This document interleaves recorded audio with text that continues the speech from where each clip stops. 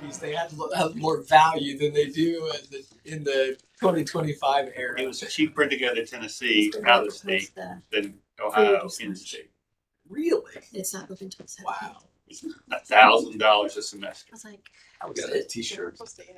wow. No kidding. Yeah. A kid from Deal. Tennessee school had a spirit day, and so he didn't. He just took a white T-shirt and made the UT.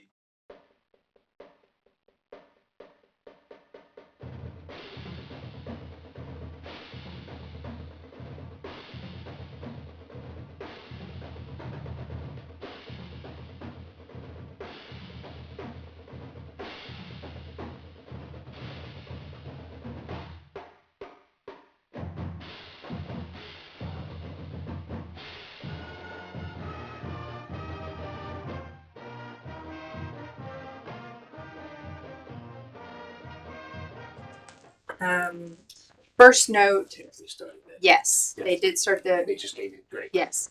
And I would ask that, I know we had a few people concerned about not being able to hear last time, so if everyone could pull their microphones up, if you're going to be speaking, I think that would be helpful too. Okay, so we will begin our special policy meeting by looking at some technical corrections. And on the agenda, it's item 2.01. We have a list of 9 policies with technical corrections that include modifying titles. I believe all of these are title changes. Do we have any questions? Anyone have any questions or concerns about any of these? Okay, I think we'll move on to item 2.02. So we will, I'm sorry Yes. to interrupt you. No, go ahead. And I believe Mr. Cross can correct me if I'm mistaken, but these will go to the next board meeting and they will just be in consent since they're just technical corrections. Okay, does that sound good? It's typically what's done. Okay. Item 2.02, more technical corrections. These are also all title changes. And I will fix that spelling Yeah. error. Okay, on 4362. Yeah, there's just a capitalization change. Any questions or comments on any of these? Okay. Move on to item 2.03, another batch of title changes for technical corrections. Any questions or comments on these? We'll move these on as well. Next, we'll move on to 2.04, and these are some policy discussions and choices, options on some of these. So we'll begin with policy 2221, mandatory curriculum. And Stacy, can you remind me and the public, I guess, these changes, all of these changes are because of changes in Indiana code. Is that correct? That is correct. So Okay. those are changes in Indiana code, and then Neola, they vet them through their federal and their state attorneys, and then release those to us. And these were all released on July 7th, I believe. Okay. So and so then their updates from the last legislative session. And I know and so the last board meeting, Mr. Cross mentioned one about in the bullying that you approved, and that that was part of those released updates. That particular policy will be, so we'll bring it to the next policy meeting. Okay. Fantastic. With changes. So this first one is the mandatory curriculum, where our policy has a list of quite a few items that are mandatory in the curriculum based on regulations from the State Department of Education. It looks like there are some changes recommended for item I, on instruction on human sexuality and infections. And further down, some I think references to bullying policies that are added or other policies that we have, it looks like. And that is one thing that Neola has done is they started putting in those cross-references, which is really nice for the policies. Oh, yes. Reference them. They had done that before. And there is an option on the top of the second page too. Yes.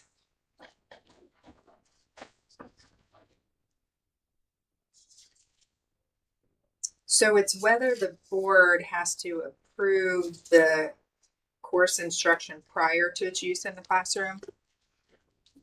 That looks like.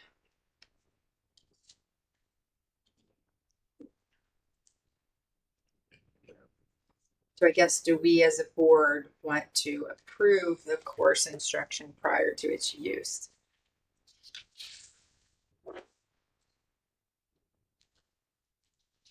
Thoughts on this? I mean, have we approved this before?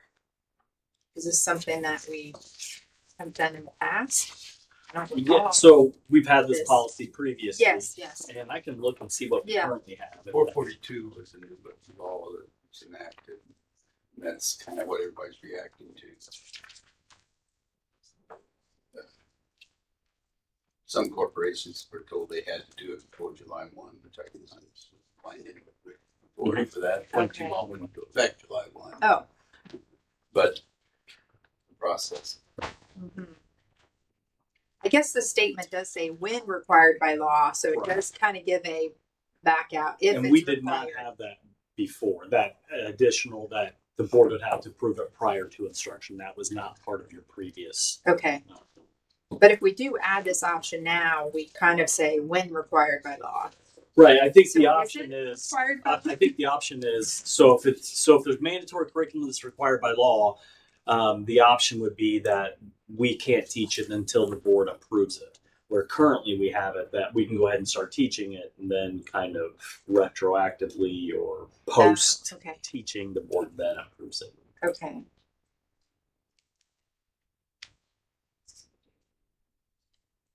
So if we mark that option, that means everything listed, A, B, C, all of those would need to be, although Z, that curriculum would need to be approved prior to it being used in the classroom. Is that correct? Well, I think Or are we only referencing?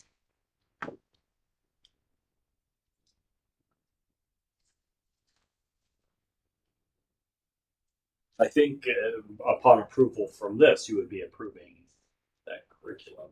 This is the way I view it, but I could be wrong. Thoughts? I'm fine keeping it as is. Mhm. If there's something that concerns us, we could always have it brought before us. Mhm. So I don't personally feel like we need to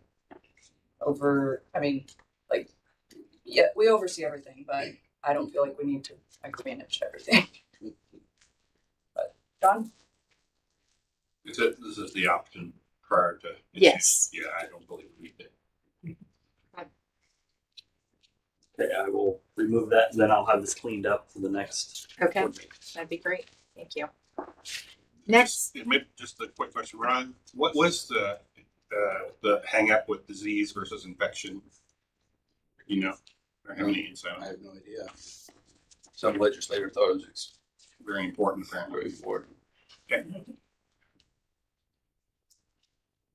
okay, next would be policy 2410, the audio, video, and digital recording of the meetings. And this is in regard to parents videoing parent-teacher conferences or discipline-related conferences, those matters. And we have, this one confused me a little bit because they say choose between option 1 and 2, but then as you go down, there's another optional part to add that almost seems like a third option to me, but. So a lot of terminology changes, but we kind of we need to decide whether the option is that parents can record parent-teacher conferences and other meetings or they can record and have to let us know ahead of time, or they cannot record, is what optional on the second page says. Without, unless there are some stipulations, I guess, impairments of parents, hearing impairments and those things. Just for as a point of clarification, if I'm not mistaken, Attorney Cross, I know you correct me if I'm wrong. I believe statute allows for anyone, for that matter, parents, faculty, staff, to record interactions so as I am present with my recording device. I believe statute would, for example, if Mrs. Stoltz and I were engaging in a conversation, I did not necessarily have to inform Mrs. Stoltz that I'm recording our conversation. I could have my device on my hip, and we can engage. The recording could be going all the while. If I step out of the room and leave my device in the room and it's recording, I believe statute speaks against such an act. Whereas, as long as I'm with my recording device, I can be present in the recording. I believe that is still statute. So Couldn't tell you that for sure. I knew we were a single bilateral or not bilateral, unilateral consent. So if you know and you're recording, yes, then unless there's an overarching confidentiality statute that would conflict with that right, and yeah, what you're saying, I think exactly. I don't want to. But the IP and 504 conferences and things of that nature, Those are different. Yeah, I would be comfortable working with you on yeah, those are different. that. Wait, so you're saying they're different in what way, Ron? They're definitely regulated by statute. Mhm. But as it pertains to this policy, you're saying what? Of the three options, are you thinking we need to? I think we have another one. Is that the one we're going to look at later? 2461 reporting of IEP meetings, case conferences. Is that? I think that's separate than this one.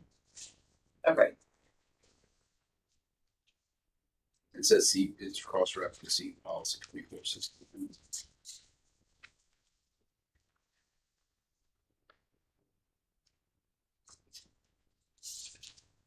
So, I mean, I guess we have to decide option one, parents can record, they have to let us know ahead of time. Option two is they're not, we don't want them to record. It's prohibited unless it's necessary for, and it lists the reasons why. And then if it's decided, then they have to notify us, the special ed director ahead of time. So it's kind of like, do we want to just say, yes, you can record and you have to let us know, or we want to say, no, you can't, but you can with for these special reasons. I guess if I were the parent, I would want to, just for my note taking purposes, I would kind of want to know, like what was said, so that I don't miss anything. I'm trying to advocate for my student. I want to do a good job of that. So I guess I feel like from a parental perspective, I would want to record. From a teacher's perspective, I would feel a little intimidated, I guess. Kind of like, well, are you trying to use this against me? Or, what if I say something wrong? I mean, there's accountability there too. But yeah, so I'd be interested. I mean, do you guys know of, from teacher perspectives, feedback that you've gotten on that? I mean, have there been situations where things have gotten dicey or, They get dicey all the time. Yeah. Okay. Yeah. Especially in this realm. And so as a former school principal who has dealt directly with this time and again, I would suggest that option two be explored. I think prohibiting, with the exception of, was it A and B there? Maybe. Because the challenge, to your point, Mr. Stoltz, is that if we're in a case conference or a conference regarding the individual education plan or 504 of a student, and something is inaccurately stated or by mistake someone may have uh, a misinterpretation of whether it be law or a procedure or a protocol or a step within a plan. Um, and I know Attorney Cross and I were just at a school law seminar just a few weeks ago. It typically is then therefore, well, could potentially, and oftentimes is, utilized and brought back up in such due process cases regarding parents and then therefore their legal counsels and such minor mishaps or things that may be misspoken are then therefore typically utilized. It just, I'll say this, if we were to permit, then I believe to not only protect the corporation, but also provide support and protection for our building up leaders. They too would then be afforded legal counsel in that segment.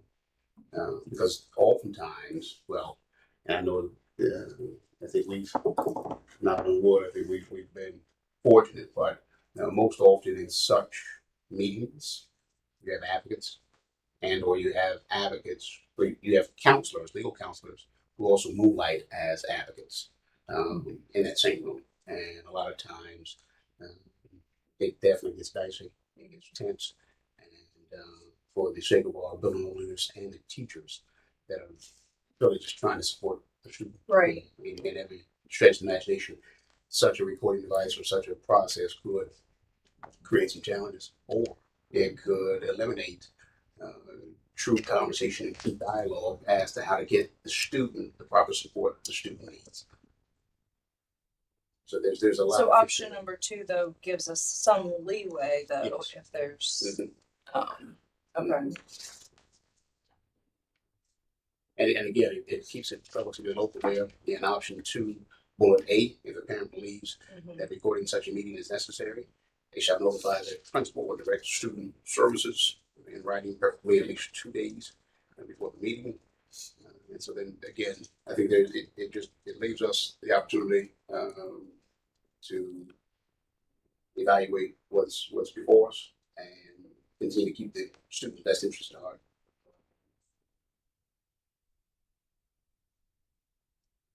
So a suggestion for option 2, and if they do believe that the recording is necessary, who do they notify?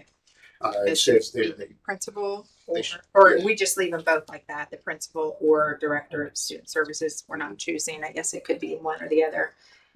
In writing. You can also add in somebody. So if you want to put in special education teacher, but sometimes they've got enough on their plate to Yeah. not worry about. I was going to say Okay. the exceptional learning directors, whether it be Ms. Wolf, Mrs. Louderbilk, and or even assistant superintendent. There's a few other things we could potentially include.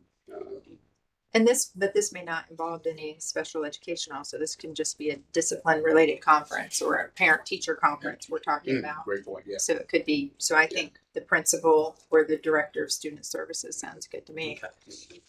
And then is that what goes in the second blank too? The blank shall notify the parent at least once full day before the meeting. I would say the principal. The principal. It's generally their meeting. Okay. They're usually the farm or.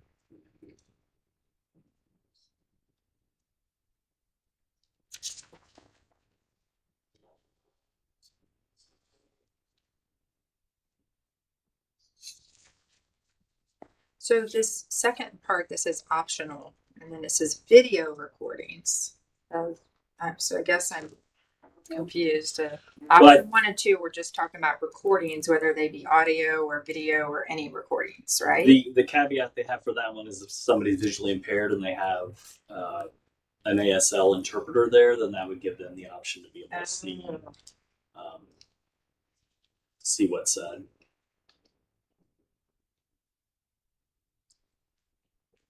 Okay.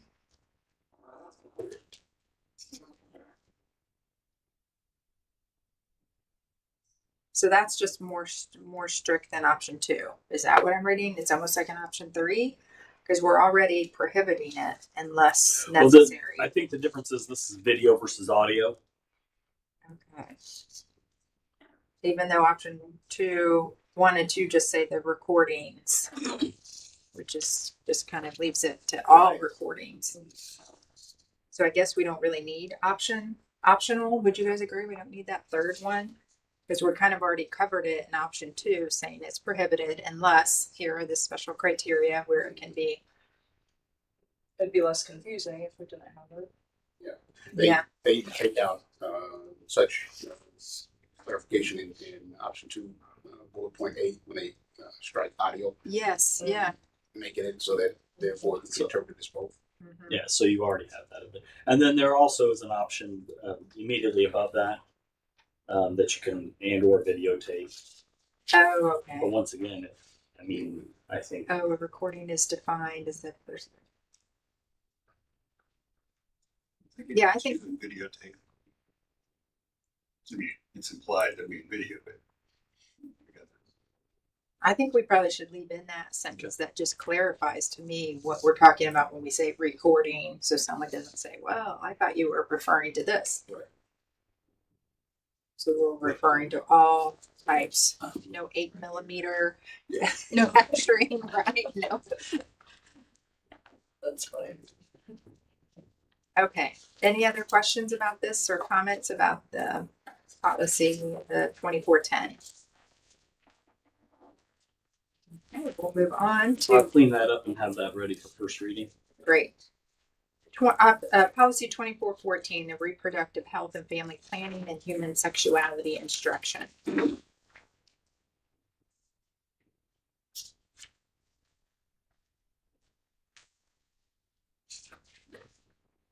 So everything in green is new. Is that correct? That Neil Yes. is adding? Correct. So that's quite a bit. If you look at our old policy, it is 2 paragraphs and a couple lines. Mhm. This is much more specific. Right.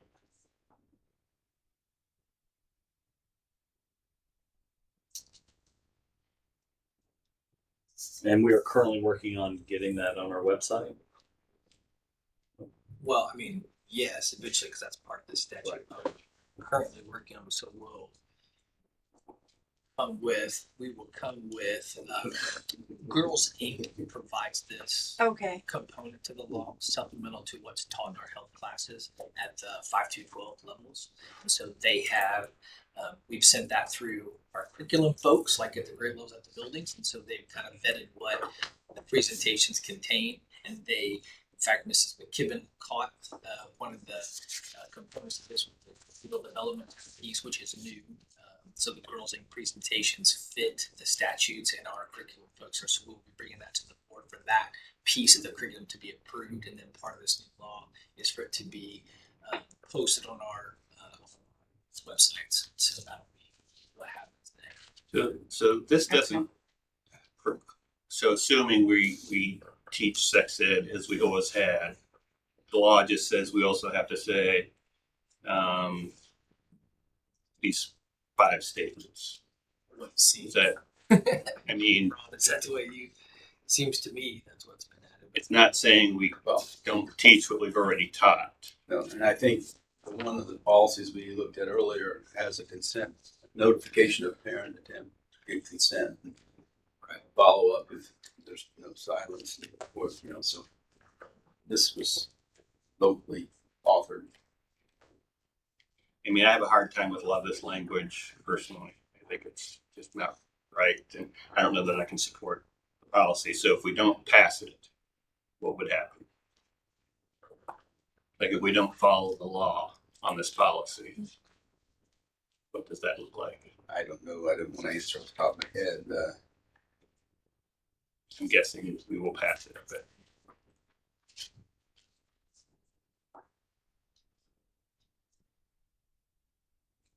I'll look there and see.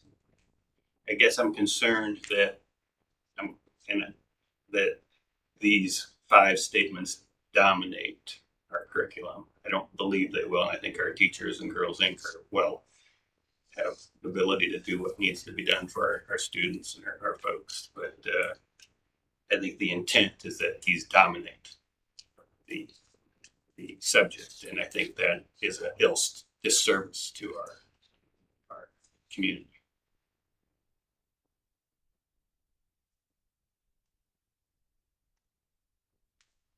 So that's my little. How soon do we expect this information to be published on our websites? Like how far out are we? It's gonna come. So it took Girls Inc. a little while to find the right resources and like there's a video they had to search and find a video that sufficed this portion of the law Okay. in a presentation, and so they just released that to the districts in our county right at the end of June. And so we had an earlier board meeting than everyone else, and so we did not. Okay. We did not present that. I Yes. didn't put that forward. Okay. So it will come to you at the next board meeting for your approval. Girls Inc. was pushing to get it adopted by the Yes. school corporation. Okay. I had one that did it. Yes. Hagerstown before July 1. And I said, no.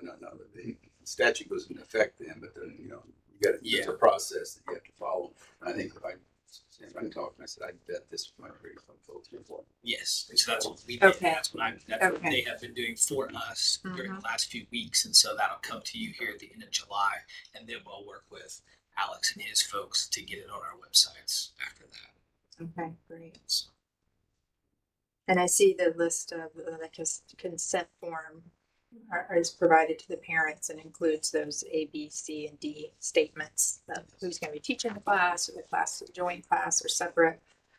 Okay. Any other questions or comments?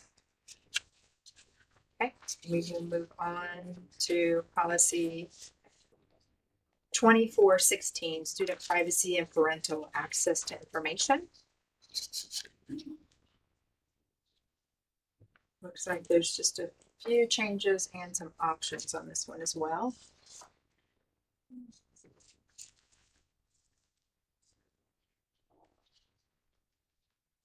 So this is regarding is this regarding students like filling out surveys or their information that they provide and how we keep that information? Is that what this is about? It's one of the aspects of it, yeah. Okay.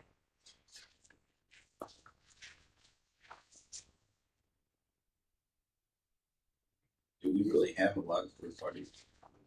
Yeah, that's what I was kind of We wondering. actually, I need over some the past few examples. years, have not necessarily refrained, but have not had many whatsoever. And a lot of times, before we conduct or would execute such surveys or such requests, we typically not only glean input from building level leaders, but also from our classroom leaders. Because depending upon the survey, depending upon the line of questions found in the survey,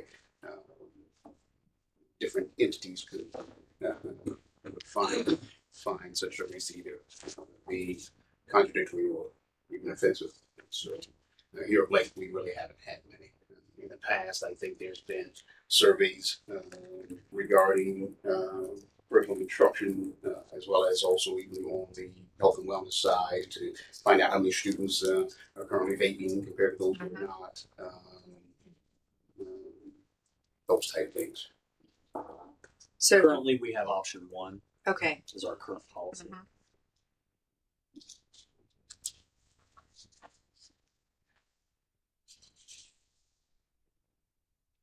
Would you recommend keeping option one?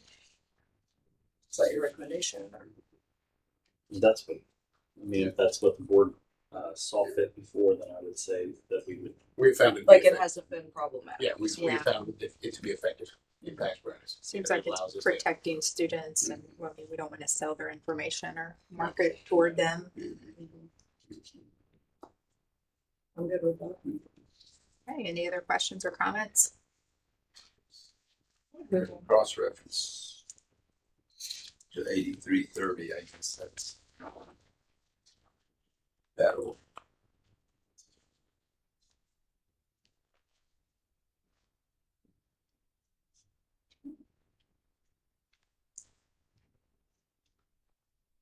I don't know what that cross-reference is. It's student records. Okay, student records. Okay, that makes sense. Okay, next we'll look at policy 2461, recording of IEP meetings and case conferences.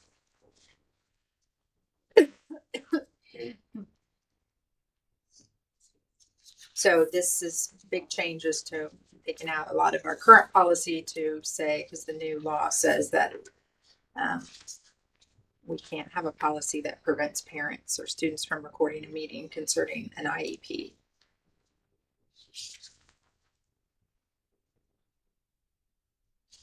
So this looks like this changes this to allow them, permits them to record. And there are no options Okay. for the board.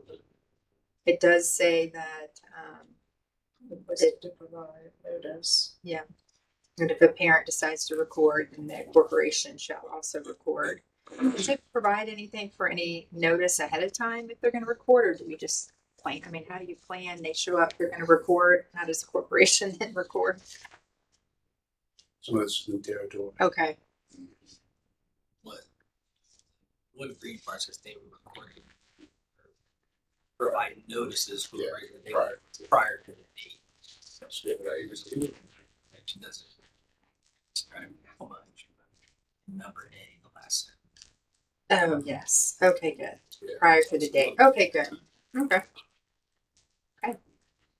Any questions or comments on this state law that we're Interesting adjusting enough, to? looking at this and going back to what I mentioned before, as far as providing safeguards for both the parent, guardian, student, and also building level leader and faculty, staff, even corporation. As an administrative guideline and as a protocol, I think that's something we'll discuss as a cabinet and requesting that all meetings be recorded. Mhm. Especially with what has come from such meetings. It may even, I don't know, the fact that it's statute, I think it's one of those, so that, to Mrs. Button's question, just to eliminate any concern or anxiety that the meeting may be recorded or they may come prepared to record, or, you know what, we're just gonna record all. Of the meetings I've been in the past, it could potentially be a benefit for all parties. Again, to keep the students' interest at heart, because those meetings, there's a lot of emotion that are intertwined naturally within those meetings, and it could. So that's something we'll discuss amongst ourselves and potentially include as an administrative guideline. But as far as the policy itself, it's there in accordance and compliance with state statute, state law. Okay. Policy 2623, student assessment. This included some areas for appeal and for IREAD assessment procedures, and we do have some options.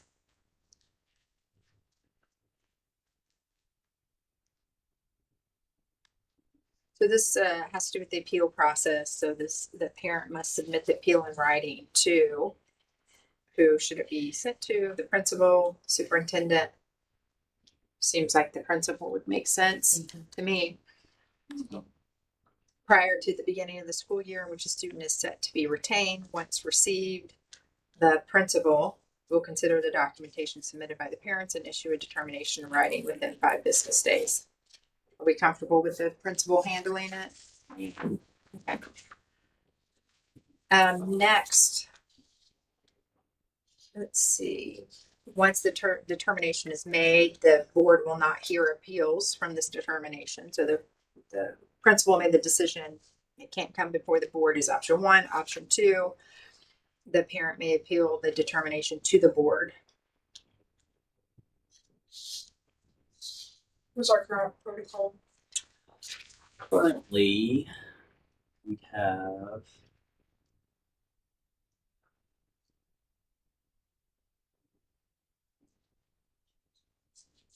meetings see that we have an appeal process. Oh, I don't even see where we have an appeal process on here.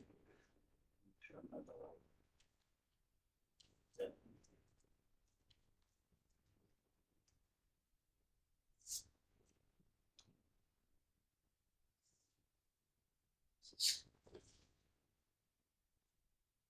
So we don't have an appeal process on here right now. So So this how will has be never been handled in the past? Yeah, someone says, hold on. Probably wasn't. Because we haven't had, retention is something that really hasn't been exercised. Okay, I don't think we really want students coming before the board yeah, or student families. or their It parents. seems like that's just. Typically, the only thing analogous I can think of was the provision in the statute for whether the board chooses to hear student appeals from expulsions and suspensions, what have you. Yeah. And you typically said the board will not hear those. And that would be consistent, this not allowing it, would be consistent with what we do in that realm, Mhm. which would, the optional. yeah, Mhm. that would allow us to continue to be effective. But with this statute, it definitely is bringing to the forefront matters and issues that school corporations really have not dealt directly with. Retention has not been something that's been exercised for some time. It's been some time. Okay, it looks like there's also an addition to exemptions for English language learner students, which is good. There is an option on the second paragraph. We currently have that it's in our current student test scores and statewide assessments may be utilized in making placement decisions. What page is that? It's the first page. Oh, I see that now. Okay. We currently have that option in our current policy. Sounds good. Mm-hmm. Okay. If there's a reason you don't want it. Then it says it may be used too. I mean, that's Okay. Policy 3220.02, the supplemental payments for teachers. We have an option here. Whether we just kind of let the superintendent decide what's in the best interest of the corporation for students, or option two. It has to be one of these reasons why a supplement is given.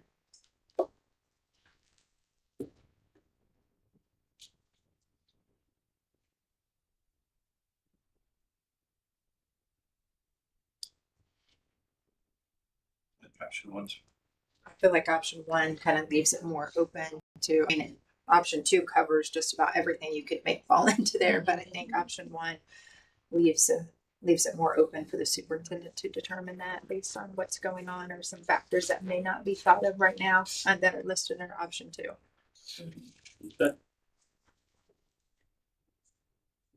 Okay, any other questions about this? Okay, we'll move on to policy 7540.09, artificial intelligence. To start, I had this is a new policy. Uh-huh. I had our director of technology take a look at it, and he said it's right in line with what we currently, all of our other policies and what we're currently exercising. So I didn't ask him about the one choice that we have. So if we put the choice, we give examples, but don't limit ourselves. If we don't put the choice, then it kind of leaves everything wide open. So I didn't see a Indiana standard tied to this. Do we have to have this policy? It says an nothing. Indiana It code. does nothing. Yeah. It seems like a waste. Well, I think in some ways it's recognizing artificial intelligence that I think, and maybe we'll end up building on it as things continue to change. What's that mean? I don't know, because things are changing. I mean, it doesn't. It says nothing. It's. I guess If there's not an it's Indiana recognizing the AI technology. statute, why don't Well, you just say recognize technology it- or recognize computers, recognize?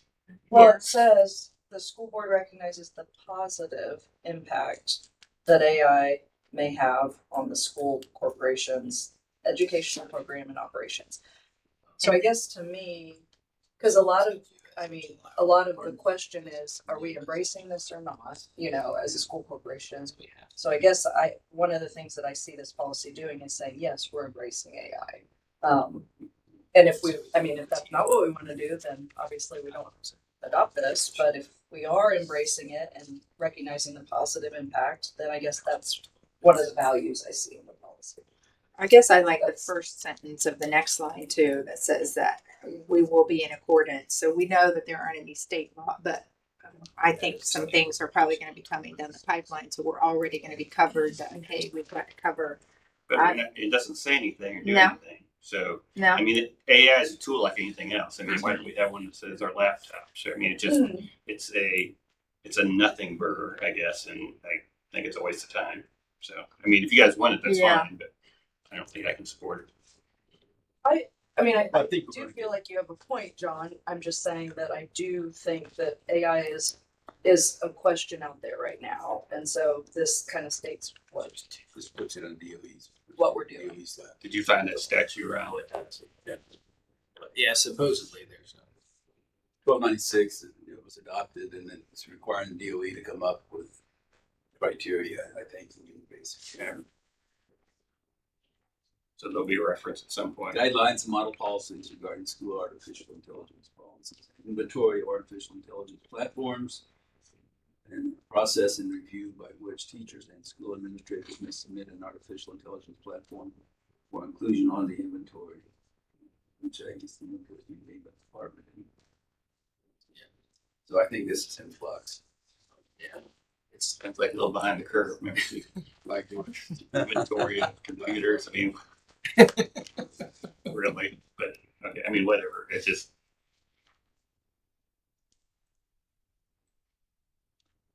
I do know what you're saying. Yeah, it's like, well, what about all these other things? Why this? But well, my thoughts on this policy is way too general and overreaching. Yeah.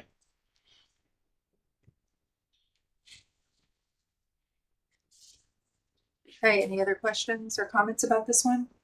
I guess we can take it kind of before the board and see how the board feels about having this policy.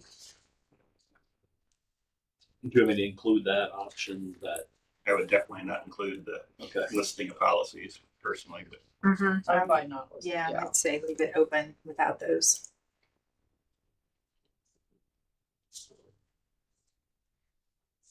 Okay, that was the last policy. I know also we are going to discuss or come up with a game plan for the facilities policy that we were going to. I don't think we're going to discuss it necessarily here and now, but have a plan for how we're going to handle it. I know we had talked before about having a separate work session for it, but if you guys agree, it probably could be handled during policy meeting, but which would make sense. So I guess, do we want to bring it to the next policy meeting? I'm good with that. So we have a policy in place now that we are following, and that would probably give time to, I know Karen, you've sent us a lot of information. I've seen spreadsheets of everyone who's rented out the facility and what we're doing currently. So maybe resend that information. Is there other information that we would need? I guess we did follow up with our insurance agent and Oh, good. company, and he sent it to the underwriter, and he asked us not to make any changes. He said that our information is excellent, and it does provide the corporation with the appropriate processes and protections to make sure that should anything happen, then they can handle that appropriately. okay. So he actually sent it. The underwriter is gonna actually look at maybe even, if people call with questions. can you Letting forward that them know. letter to the board, please? You forwarded that letter to the board. No, we got it after the original conversation, so we can do that. Yeah. That'd be He great. just sent us an email that said in following up, so we can provide that as well when we do all that. Thanks. I thought it was important to know if there was anything they recommended changing while we Yes. were making changes. We need So to that's why consider we wanted to make sure that he had reviewed that. Okay. Yeah. So any information that you can provide about maybe also reshare the admin policy or procedure part for the board to look over along with the current policy. And then your opinion too on, I think there's maybe some gray areas. Are there any areas you'd recommend, think about that for our next, since you have been the one implementing, I guess, what changes would you recommend to the policy as well would be insightful for us. Yep. Okay.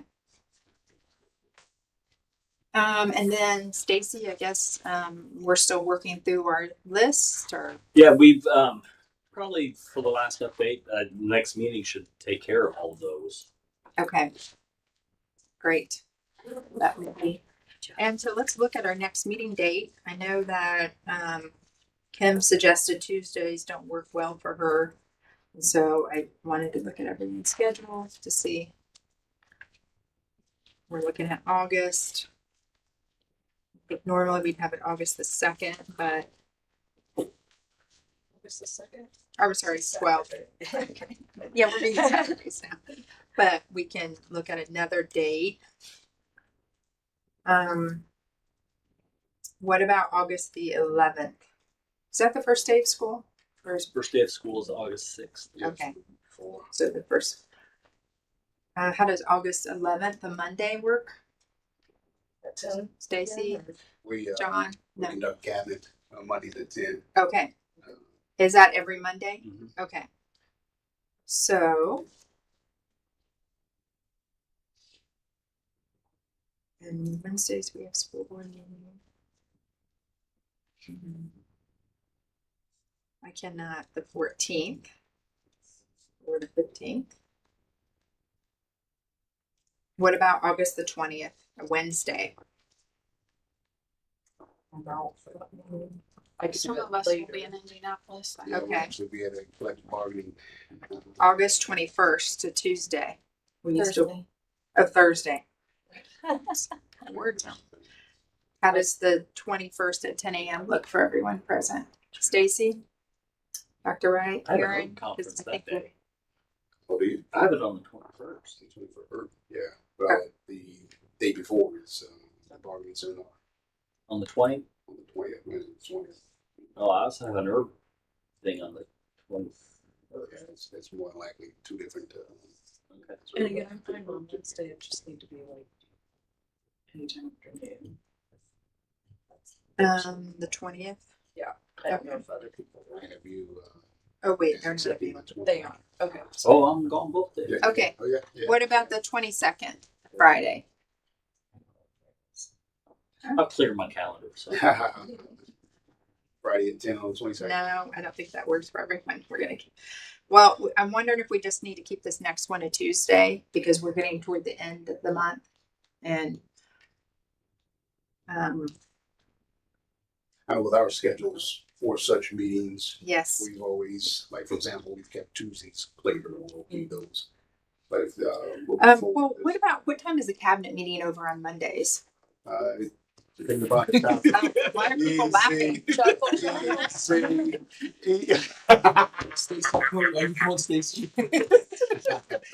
Typically around noon. Yeah, typically around noon. Depending That's upon a the lot of topics. meetings. Depending upon the topics of discussion and decisions that need to be arrived at.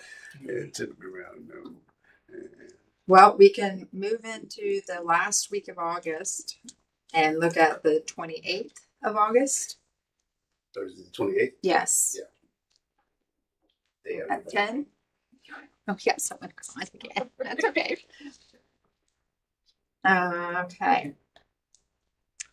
Well, I know that there was some urgency with this facilities discussion. So in light of that, I'm going to let's go stick with Tuesday for August so we can do this. And then if we need